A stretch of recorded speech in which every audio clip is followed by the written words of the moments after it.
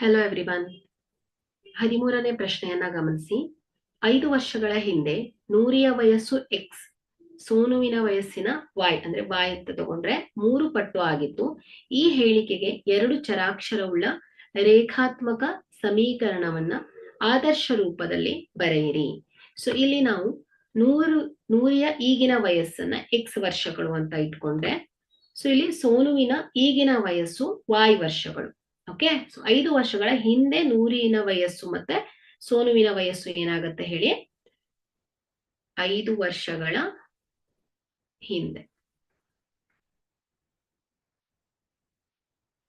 So ಏನಾಗುತ್ತೆ, X minus 5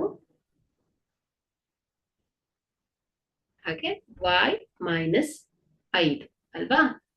so ಇದನ್ನ ನಾವು ಸಮೀಕರಣ ರೂಪದಲ್ಲಿ ವ್ಯಕ್ತಪಡಿಸ್ಬೇಕು. ಸೊ ಏನ್ ಹೇಳ್ತಾ ಇದ್ದಾರೆ,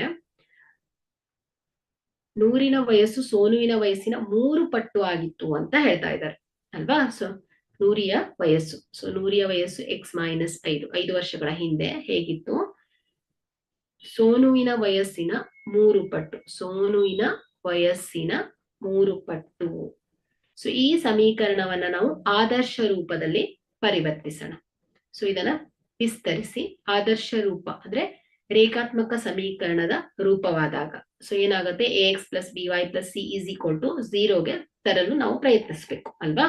ಸೊ ಹಾಗಾದ್ರೆ ಏನಾಗುತ್ತೆ, ಇದು X minus 5 is equal to 3y plus minus 5 3 15.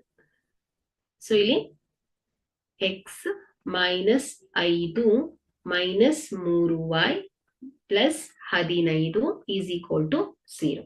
So X minus 3y, so minus 5 plus 15 ಎಷ್ಟಾಗುತ್ತೆ, ಪ್ಲಸ್ 10 ಈಸ್ ಈಕ್ವಲ್ ಟು 0.